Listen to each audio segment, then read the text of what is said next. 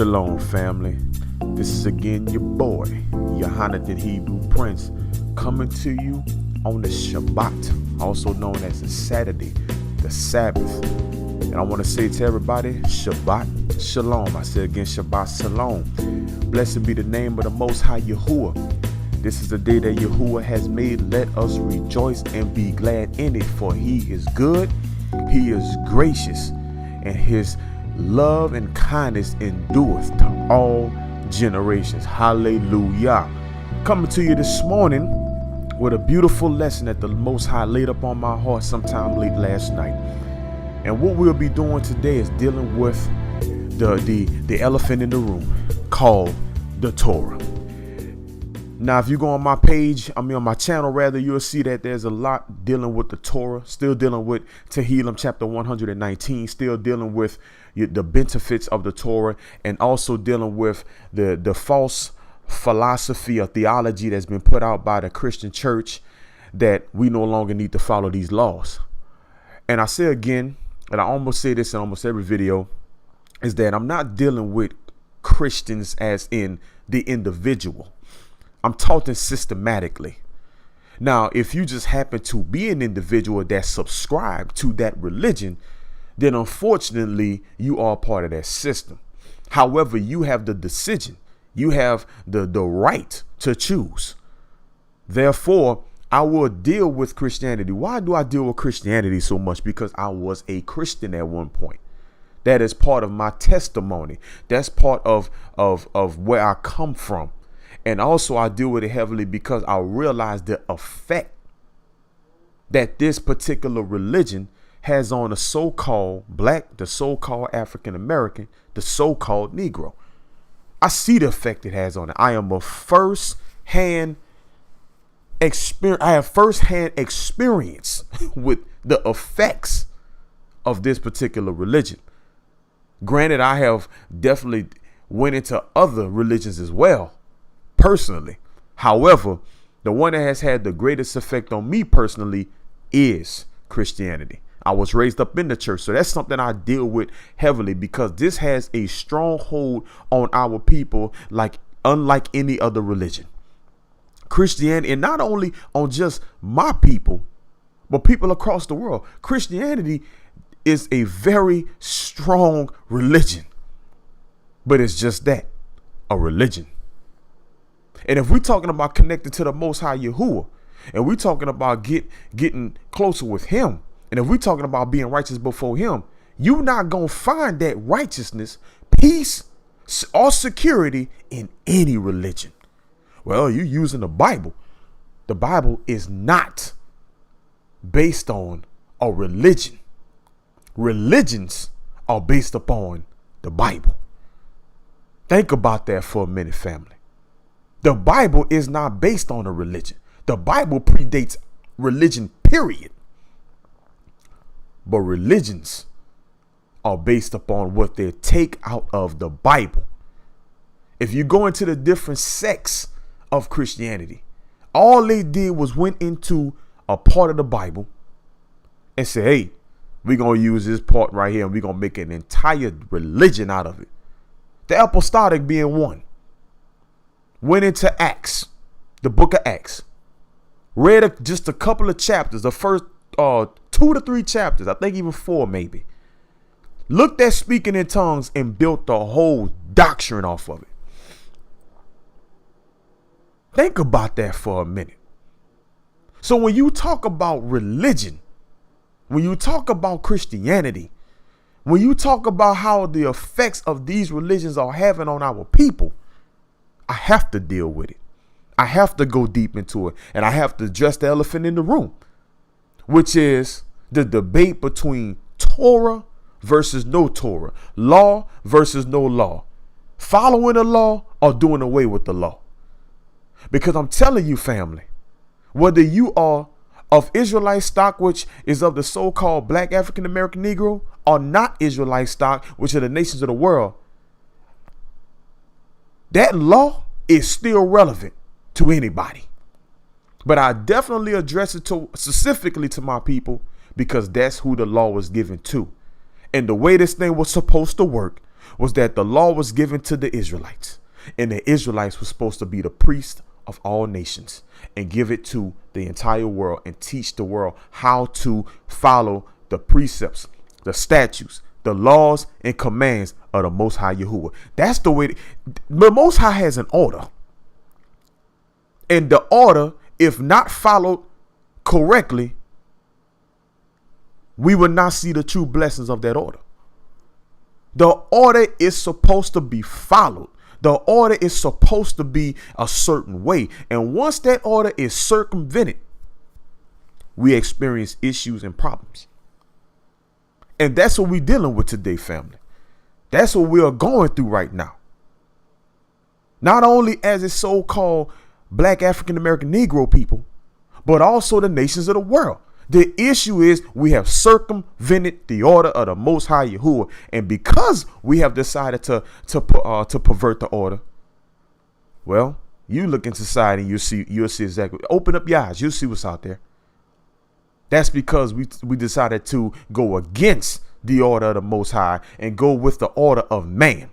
We went against the commandments of the Most High, and we started to obey the commandments of man. We went against the precepts of the Most High Yahuwah, and then we started obeying the precepts of man. And when you start obeying the precepts of man, which is something that constantly change over and over, you become a confused race of people, period. No matter what color you are, no matter what ethnicity you subscribe to, you become confused because one day the law of man says this, and the next day that law is now illegal and you can't do it. But the Most High said in Malachi chapter 3 verse 3 and 6, he said, I am Yahuwah and I change not. So when you look at Christianity and Christianity tries to put a change on the Most High, you got to relook at that when he specifically states about himself in scripture that he doesn't change. So if he doesn't change, then that which he established from the beginning should also be that which established at the end. So he doesn't change, family, but we change. And then we try to make the Most High change, which is impossible. We don't follow. He is not one to follow our orders. We're supposed to be following his orders. So that's what we got issue, family. That's why we have to address the Torah, because in the Torah, family, is your righteousness. In the Torah is your freedom. In the Torah is your liberation. In the Torah is your Yeshua. In the Torah is where you find your peace. In the Torah, also known as the law. And people always say it's the law of Moses, or Moshe being his proper name. But that's not in scripture.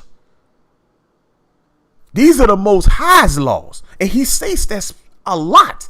These are my commands. These are my commands. That's what he constantly says. Moshe was an individual that facilitated the law. He propagated the law. He published the law, but he's not the originator of the law. Because when you look at the first 5 books of the Bible known as the Torah, and you look at the time frame, Moses wasn't alive during some of that time. He may have written Bereshit, also known as Genesis, but guess what? When you look at the timeline he was writing about, he wasn't there. So who was giving him the information if he wasn't there? That will let you know that's not Moshe or Moses's Torah. It's the Torah, or law rather, of the Most High Yahuwah. And we have to keep things in perspective, family. We got to keep things in context. I talked about that a few videos ago. Context, context, context. We have to keep it in context.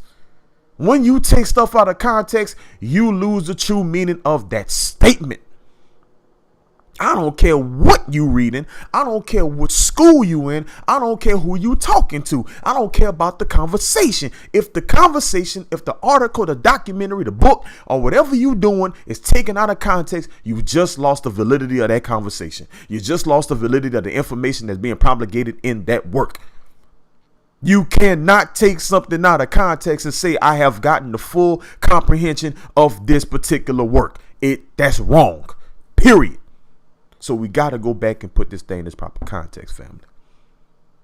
So with all of that said, if you look on the screen here, I just want to show you the two type of scriptures that I'll be using today, flipping back and forth. So, of course, we talked about this before. Once again, this is not a commercial. I do not make commercials. If you want to go buy this particular translation of scripture, be my guest. If you don't, use whatever is used. You would use whatever you want to use. However, just make sure that whatever you using, you get the message from it. That's all you need to be worried about. But I particularly use the Institute for Scripture Research scriptures because it does add in the name. Correction. It puts back in the name of the Most High in his modern Hebrew form.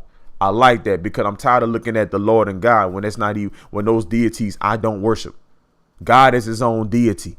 That's the name of a God, by the way. So you talking about I worship God. You now worshiping the Elohim of Abraham, Isaac, and Jacob. You worshiping somebody else because when you go and do the research on the word God, you come to find out that is literally a name of a deity that we now today pronounce as God, but it comes from Gut. It's a long, and we'll get into that. It's a long story on where that word comes from. But that's a name when you're looking at God. When you're looking at the Lord in all caps in your King, especially in your King James Bible, when you have the Lord and Lord is in all caps, capital L, capital O, capital R, or capital D. When you have that in your Bible, that means something. And that's not the Elohim of Abraham, Isaac, and Jacob, or the Elohim of the Israelites. That's not the deity of the Israelites. That is somebody else. So I try my hardest not to subscribe to scriptures that have the Lord or God in the book.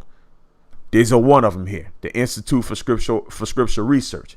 Another one as well that we'll be looking at this morning will be the eth-CEPHER. Okay, so this particular work as well. This is what the reason why I like this work is not only does it put back in the name of the Most High, right? It also talks about the other books that was taken out of the scriptures they put back in. Okay, so you have books such as the Apocrypha. Well, when you look at your original 1611 King James version, not the modern King James, but the old King James, you'll find out that there was 14 additional books that was put in there, that was there and was taken out later on. You have to ask yourself why. I'm going to show you that today. I'm going to show you we're going to come from one of those books, was one of those Apocrypha books, and Apocrypha means hidden. We're going to come from one of those books today. And that's going to be the basis of our scripture for the most part. Also, dealing with the eth-CEPHER Bible, it also puts in a book called the Book of Enoch. It also has another book called the Book of Yashir or Jashir.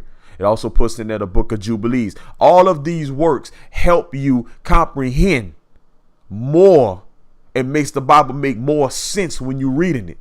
I told you one of the biggest issues I had was, and my wife will tell you, she had the same issue. Matter of fact, I've been shut down by a lot of people, atheists and everybody else is out there, Buddhists and a whole bunch of people that say, how can you believe in a book where you had Adam and Eve, Cain and Abel, Cain killed Abel.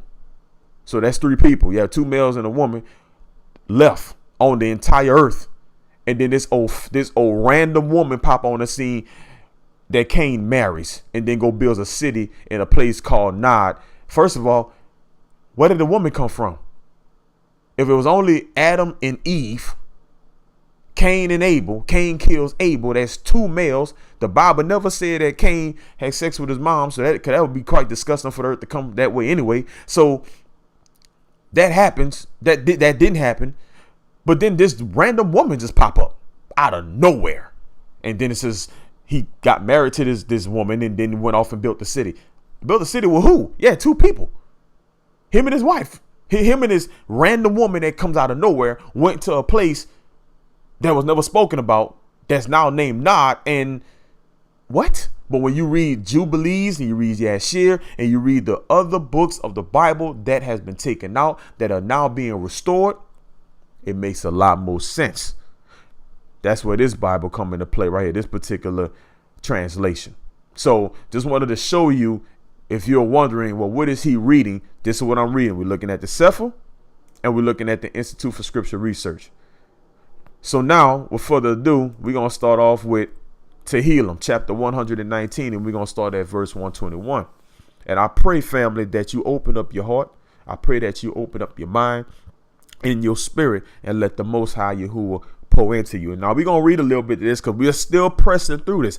Just for those of you who have not seen the first few videos, this right here, this particular author is in love with the Torah.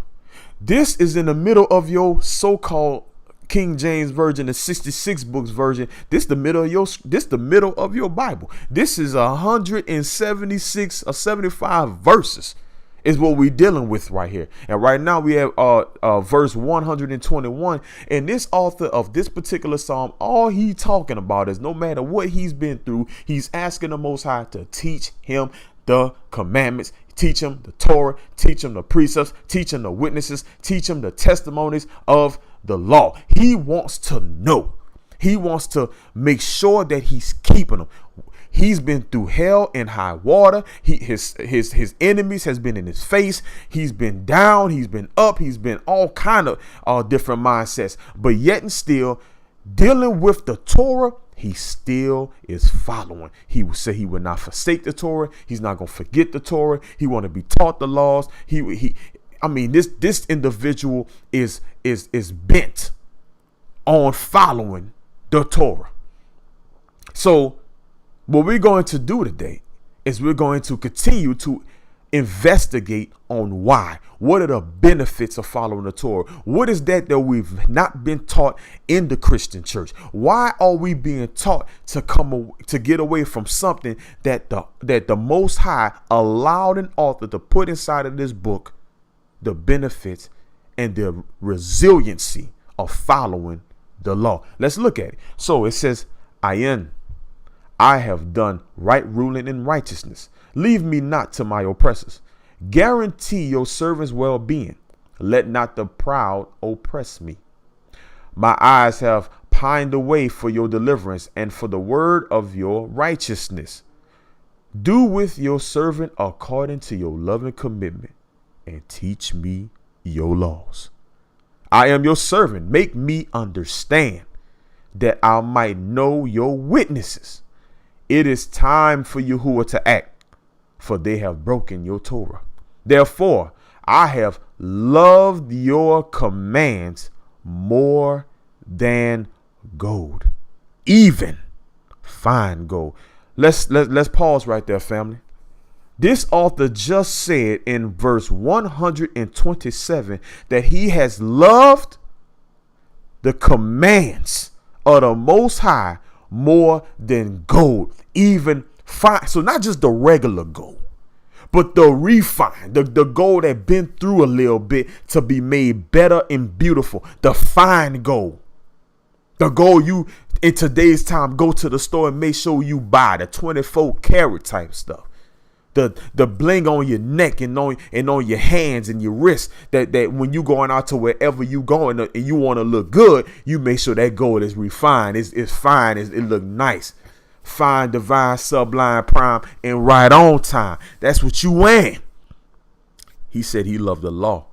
He loved the commands of the Most High more than gold, even that fine gold. That is the type of love that this author has for the law. And you have to ask yourself why. Number one, why hasn't this been taught in the Christian church? And if this psalm has been taught in the Christian church, how was the pastor able to take this and then throw Christ on the mix and say this is no longer valid? Because this author, believe it or not, by the Most High is counted wise. And I'm going to show you that. This author is counted wonderful. This author is counted wise and set apart because of his love and because of his diligence and resiliency behind these commands. Let's keep going. Therefore, all your orders I count as right. I have hated every false way. Peh. Your witnesses are wonders, so my being observes them. The opening up of your words gives light, giving understanding to the simple.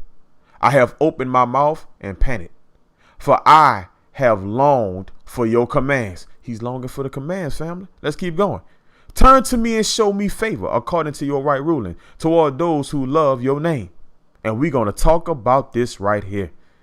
Loving the name of the Most High. Let me get I got a rant. I'm sorry, family. When you speak to somebody and somebody tell you the name of the Most High don't matter, I'm sorry, family. That person is in ignorance. I don't care who you are. I'm sorry. But if you can't respect the Most High enough to go find out his name and go research and stop calling him titles, when this author is telling you right now towards those who love your name, and I can show you other Psalms and other passages of scripture where the Most High revered his name and he counted it wise unto individuals who definitely are after his name, where in the commandments of the Most High in Exodus chapter 20, where he tells you don't take his name and bring it to nothing. Don't take his name in vain. He loves his name and he loves those who loves his name. So when somebody says his name doesn't matter, when I'm having a conversation with a Christian, they be like, his name don't matter. I'm sorry, family. That person is ignorant, foolish, because the Most High wants you to exalt his name, praise his name. How you going to praise the name of the Father and don't know the name of the Father? Let's keep going. Sorry about that. But I'm telling you right now, there's one thing that frustrates me more than anything is when somebody says the name of the Most High don't matter, but gonna go up in there and tell you about how wrong you are and go up in their church on Sunday morning and praise, but they're gonna tell you that Jesus is the way. But if the name don't matter, then you should be able to get baptized in the name of Greg. You should be able to get baptized in the name of Susan. Or the name matters at that point. Hypocrisy, family. Hypocrisy. Let's keep going. Verse 133. Establish my footsteps by your word, and let no wickedness have rule over me. Redeem me from the oppression of man, that I might guard your orders. Look what he said. Family, this should be our prayer. It says, redeem me from the oppression of man. Why do I want you to redeem me, Most High? So I could get a better car? Nah. So I could get some riches? Nah. So I can get a big family? Nah. I want a big house? No. He didn't say none of that. He said, let's highlight it, that I might guard your orders. That's why I need you to get me from under the oppression of men. Just so I can have the opportunity, Most High, to guard, to follow, to do your will. Boy, that's a blessing in itself. That's a sermon right there.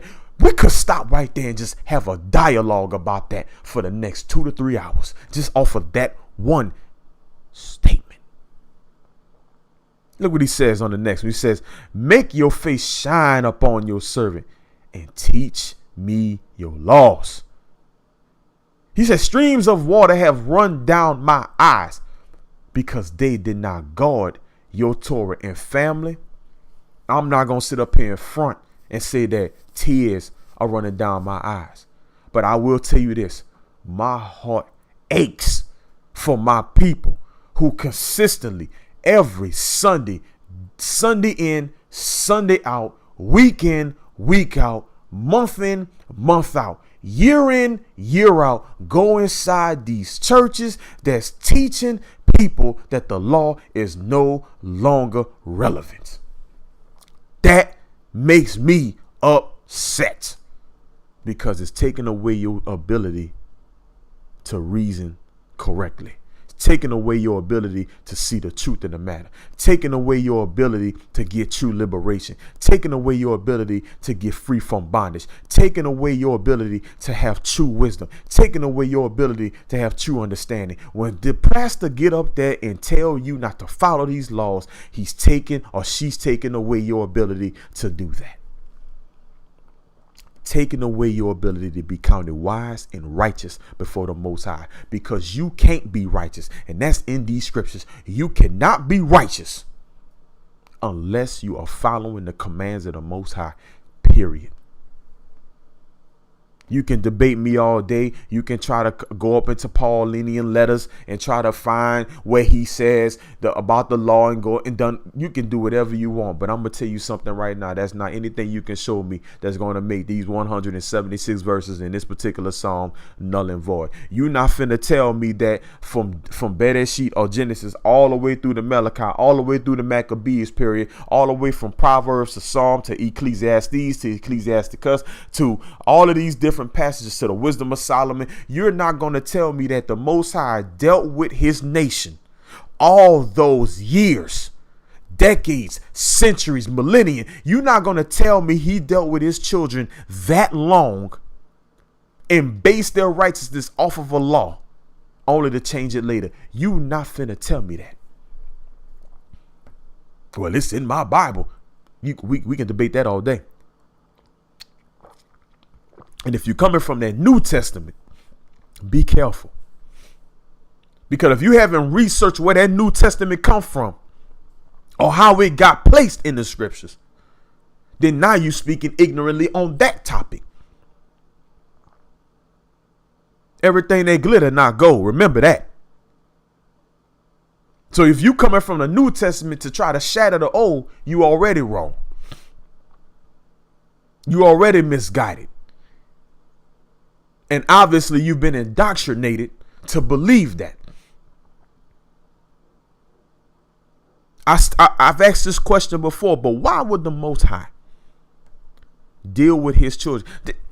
Think about how they're trying to make the Most High cruel. Think about how systematic Christianity and all these other religions that go against this law. Think about how cruel they're trying to make the Most High be. Let's reason this matter out. The Most High chose a nation, the nation of Israel, to be his priest to all nations on the earth, to be his firstborn son, according to the book of Shemot, also known as Exodus chapter 3. Or 3 or 6, one of them.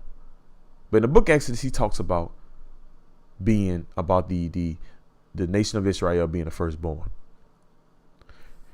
Now, throughout all this time, he gives them a law. He tells them to follow it. He tells them the righteousness. He tells them understanding. He tells them wisdom is all found in the law. If you follow the law, he even goes into the book of Yahik, or also known as Ezekiel chapter 18.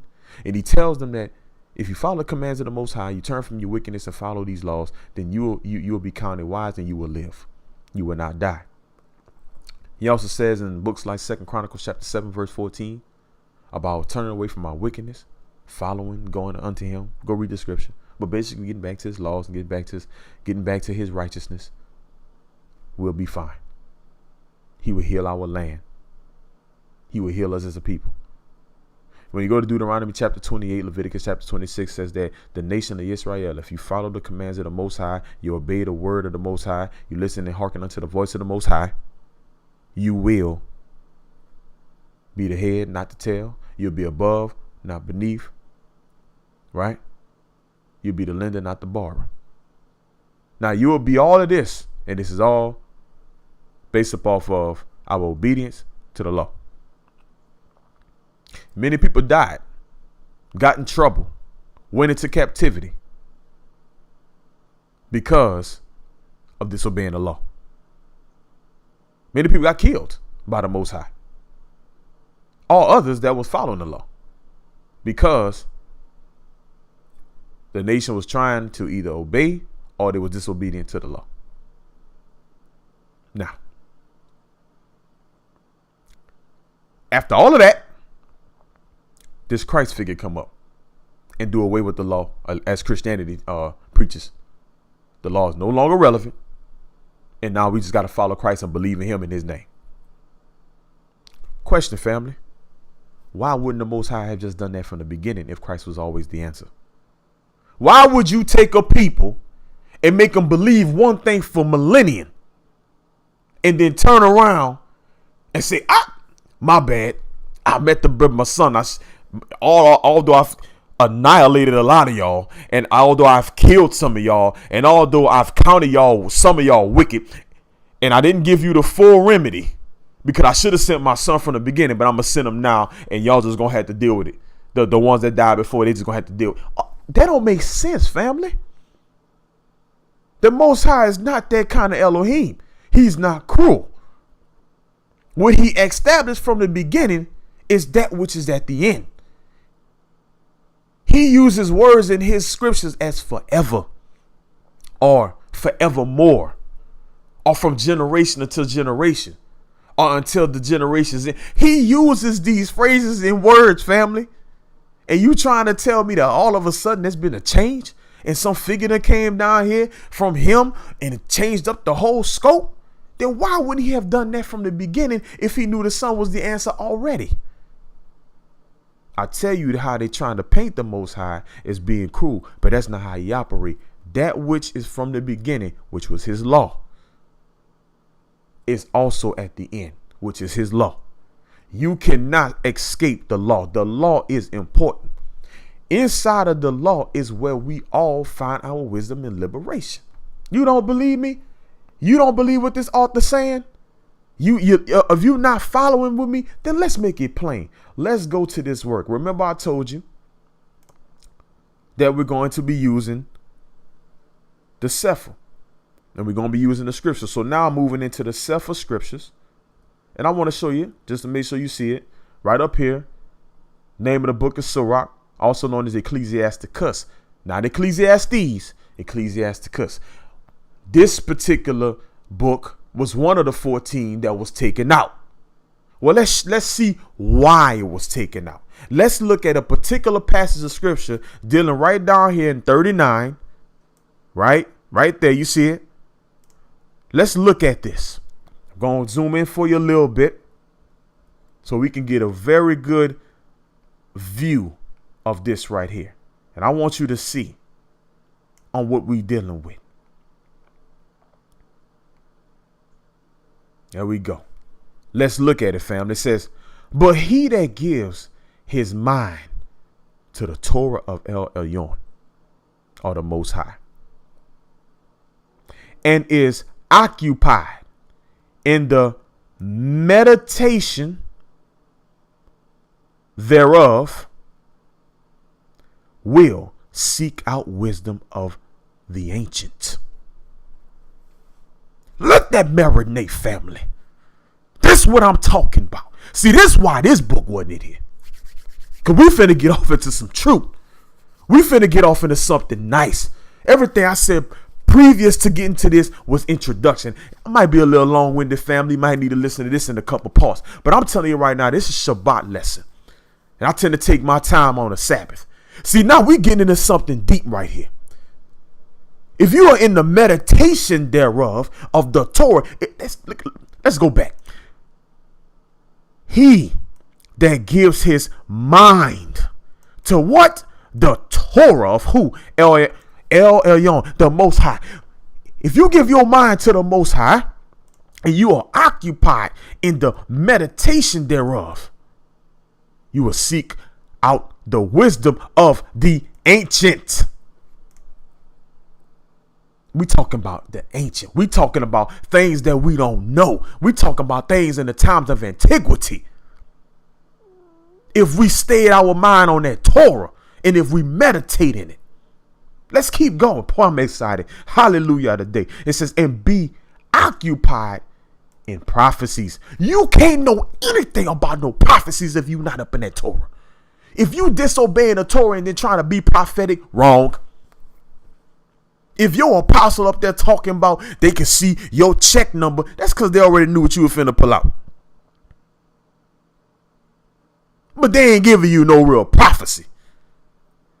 If they're not obeying that law, this right here, family, you're looking at it. I'm not making this up. This is out the scriptures. Let's look at it some more. Let's go back.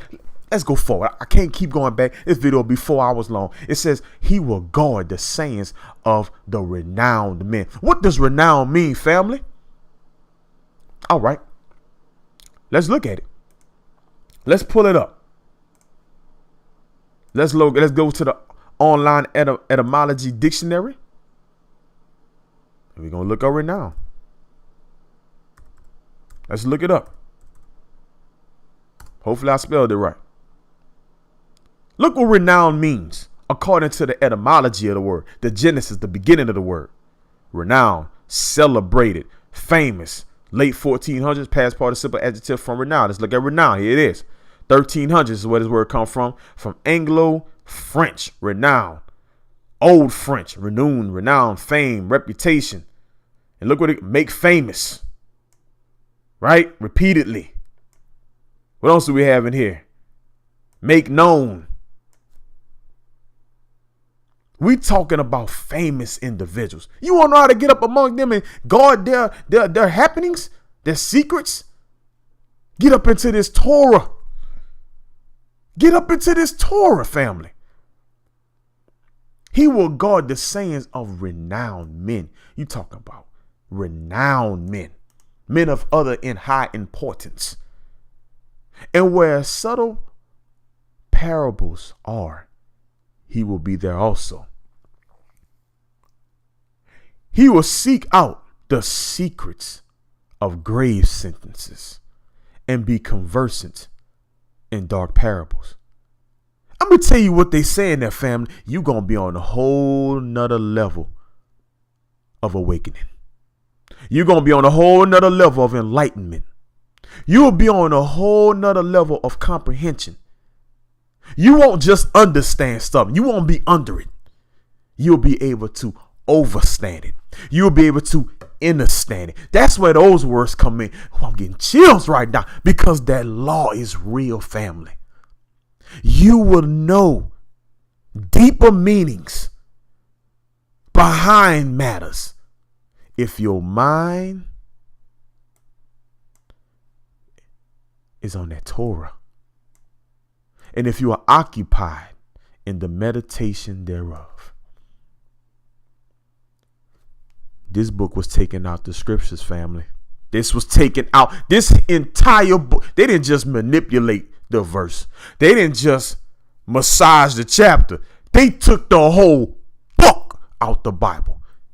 And this is why. Because it's telling you some benefits right here that has not been promulgated to the masses. But blessed be the name of Yahuwah. The truth got to come out. It is a time of enlightening, family. It is time for us to see the truth. And the Most High is revealing and opening back up these books. Let's keep going. It says he shall serve among great men. That I could stop it right there, but let's keep going. And appear before princes. He will travel through strange countries. For he has tried the good and the evil among men. He will give his heart to resort early to Yahuwah that made him, and will pray before El Elyon, and will open his mouth in prayer and make supplication for his sins. And when the great Yahuwah will, he shall be filled with the ruach, or spirit of understanding. He will pour out wise sentences and give thanks unto Yahuwah in his prayer. Let me tell you something, family. I'm going to show you something. Because we talked about this before. But you see what he said about that prayer? Let me show you something. Let me show you what you can't do before the Most High if you're not up in this Torah. I've mentioned this before. But look what it says. It's highlighted for you on the screen. In Proverbs, or Mishil, chapter 28, verse 9 says, he who turns away his ear from hearing the Torah, even his prayer is an abomination. Family, you can't do any of this stuff that we're talking about right now up in this particular chapter if you are not following the Torah, because it says what? Your prayer would even be an abomination. So how many of us that's been taught not to follow the laws, not to follow the Torah, not to be under that Torah, not to give respect to the Torah, to do away with the Torah, then get on our knees talking about we praying? Let that one marinate, family. How many of us has done that? How many of us doing it right now? On our knees thinking we calling on something, thinking we doing something. Snotting, crying, pleading. The prayers of your mouth ain't getting above that ceiling in your house. And if you outside calling yourself prayer, it ain't doing nothing but dropping to the ground. It's not getting any traction up at all. The wind can't even assist your words up to the Most High. Nothing. Your prayer's an abomination if you're not following that Torah. That's what the book said. If you got a problem with it, you got a problem with the author. You ain't got a problem with me. I'm just the messenger. Don't shoot the message. Don't shoot the messenger. But I pray to the Most High you get the message. He says in verse 5, he will give his heart to resort early to Yahuwah that made him, and will pray before El Elyon, and will open his mouth in prayer and make supplication for his sins. When the great Yahuwah will, so when Yahuwah ready, he shall be filled with the Ruach of understanding. He shall pour out wise sentences and give thanks unto Yahuwah in his prayer. Yahuwah not hearing your prayer unless you obedient to his word. He ain't hearing nothing you talking about. And that's just keeping it 100. And I tell you again, I'm not coming at particularly the individual. I'm trying to reach out to the individual, but I'm trying to bust up that Christianity system. I'm trying to bust up that Islam system. I'm trying to bust up that Buddhist system. I'm trying to bust up the Confucius system. I'm trying to bust up the Hinduism that's in our community and doing nothing for us. And the one thing I'm trying to destroy metaphysics. I'm trying to destroy Cometicism, trying to be Egypt. And we ain't Egyptians.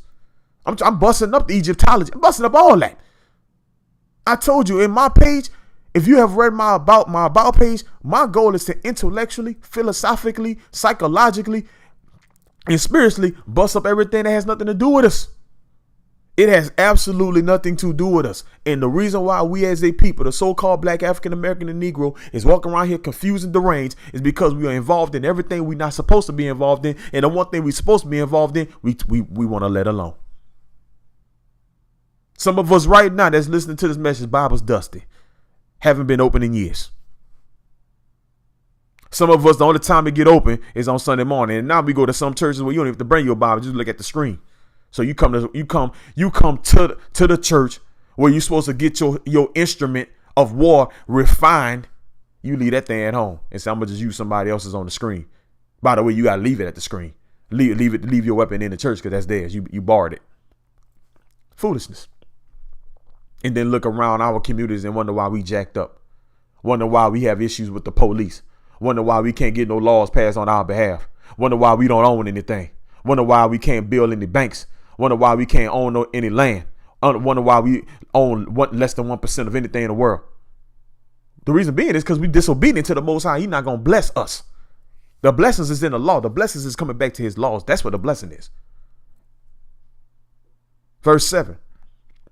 He shall direct his counsel and knowledge, and in his secrets shall he meditate. Family, not done, family. We're gonna go to verse 8. Let's look at it. He shall show forth that which he has learned, and shall glory in the Torah of the covenant of Yahuwah.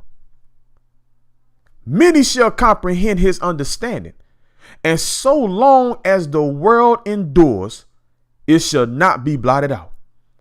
His memorial shall not depart away, and his name shall live from generation to generation. Nations shall show forth his wisdom, and the assembly shall declare his praise. If he die, he shall leave a greater name than 1,000.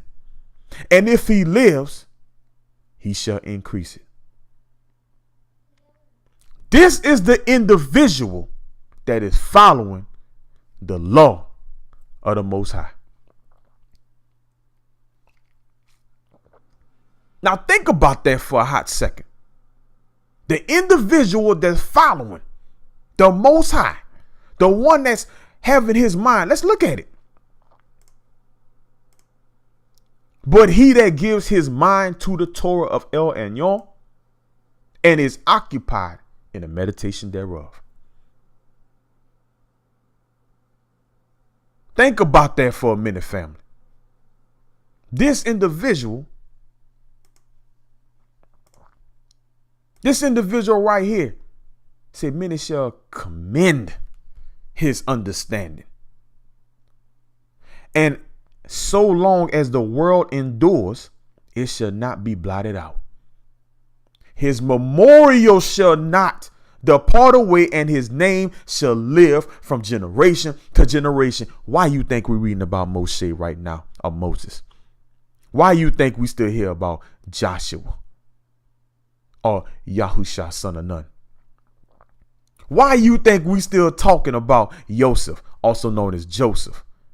Why we still talking about Abraham or Abraham, Yitzchak, Isaac, and Yaakov, which is Jacob? Why you think we still talking about them? Because they was followers of the Most High. And they was about their law life, if you will. They was about that Torah life, if you will. And family, this book right here was taken out the Bible. Why? Because it has this kind of information in it. This is your freedom, family. This is your liberation. You ask me why I'm so hell-bent on following the law? I'm on this law because look what it says. I don't know about you, but it'd be nice for your name, for my name to be revered from generation to generation. I would like people to commend my understanding. I would like for my name to be greater than 1,000 when the Most High take me off of this place. And if he allows me to live, I would love to increase my name, but there's no way to do it. It's not going to be through no marketing schemes. It's not going to be through no selling of no merchandise. It's not going to be through because I committed some foolish crime. It's not going to be because I'm some hierarchy at my job. It's not going to be because I have some kind of placement in the church or some organization. It's going to be because the Most High promoted me through his law. That's the only promotion I want. That's the only promotion you should want.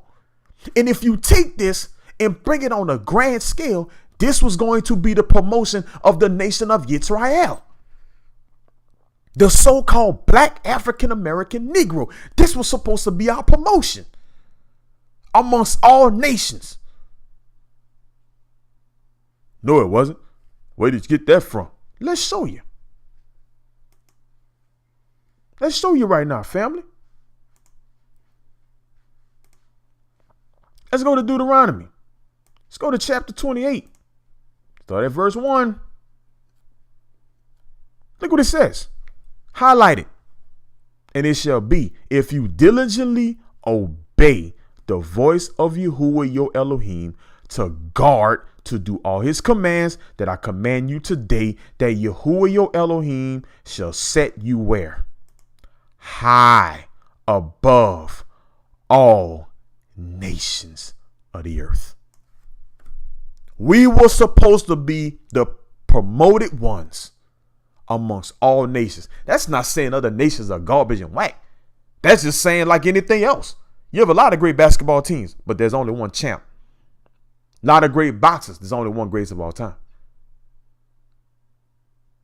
A lot of great football teams. You pick the sport, but there's only one that's set apart above them all. The difference between a sports arena and what we're talking about today is this. The only way that our nation was going to get this promotion was through this right here. Not through no physical brute strength. Was to guard and do all his commands.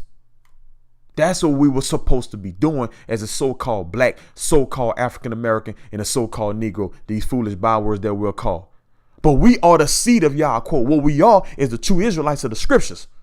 Or what some people try to call the true Jews. That's who we are. And until we start operating in that family, we still going to be in the hurt locker. So when you look at this scripture, and it says,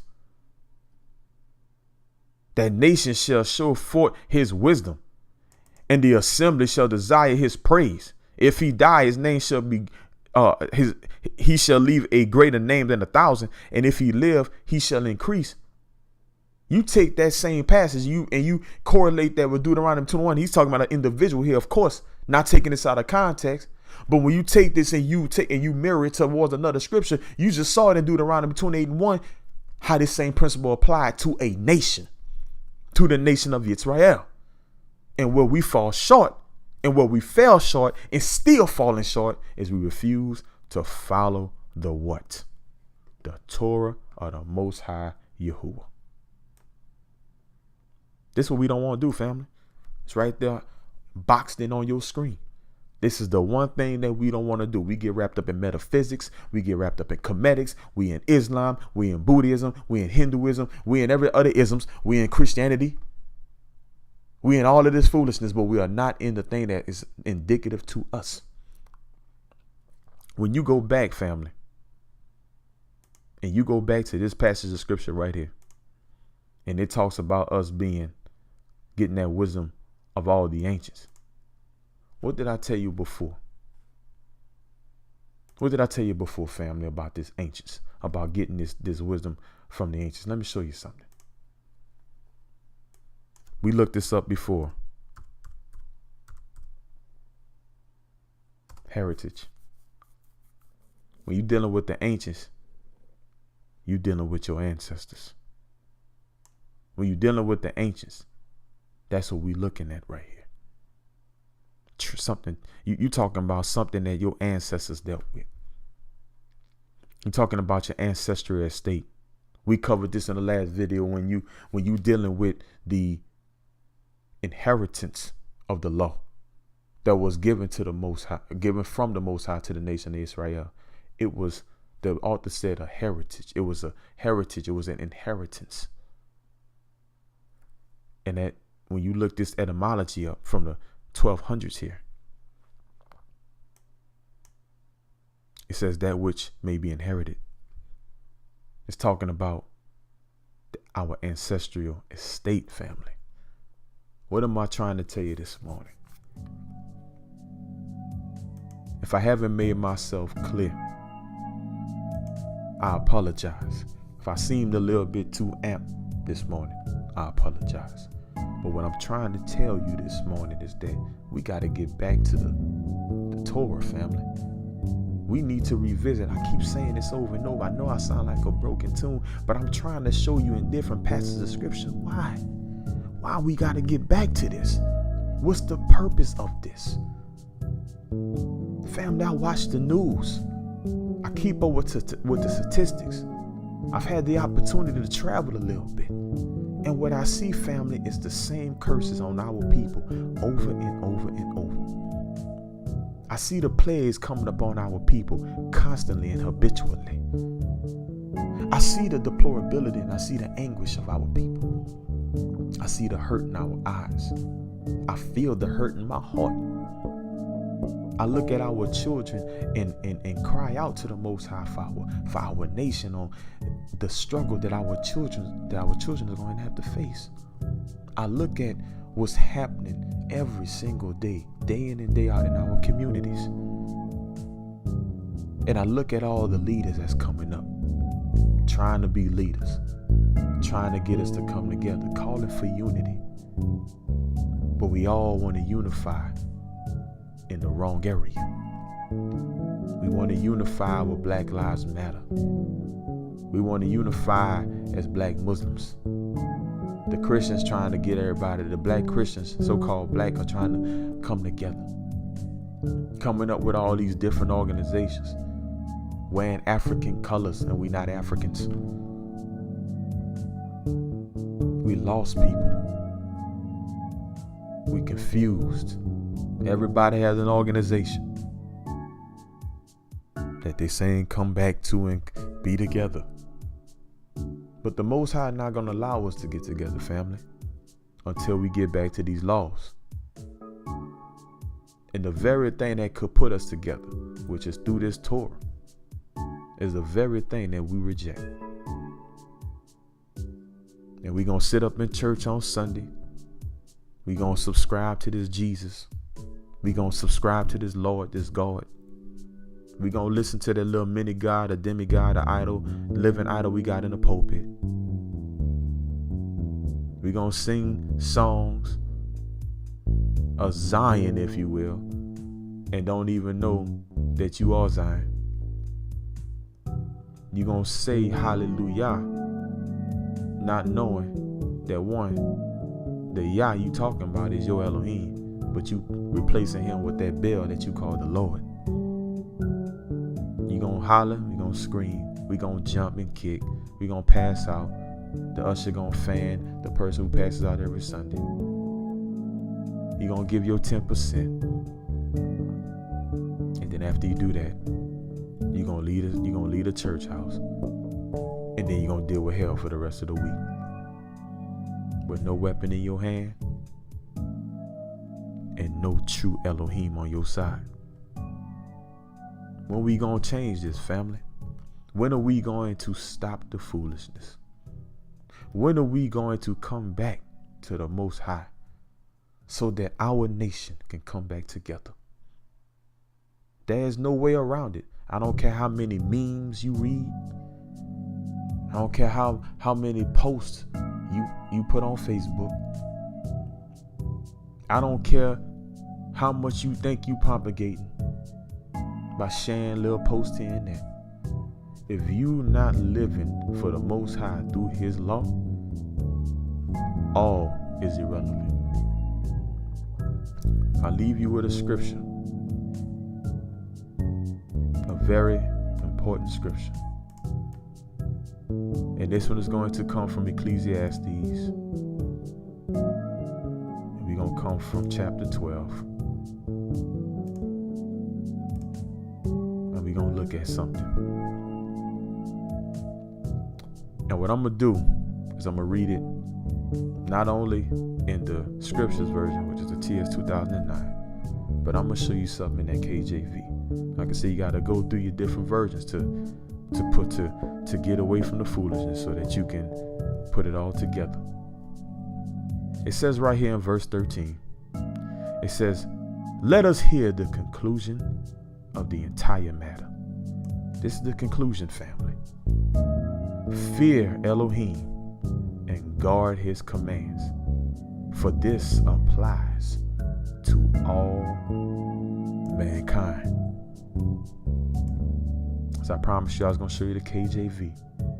And we're going to read it one more time. Let us hear the conclusion of the whole matter. Fear Elohim and keep his commandments. Why, family? For this is the whole duty of man. May the Most High keep you. May the Most High bless you. Fulfill your duty. No matter who you are, fulfill your duty. Fear Elohim. Keep his commands. And if you do that, things will get better in your life and as nations. I love you. May the Most High keep you. Shabbat Shalom, family. Shabbat Shalom.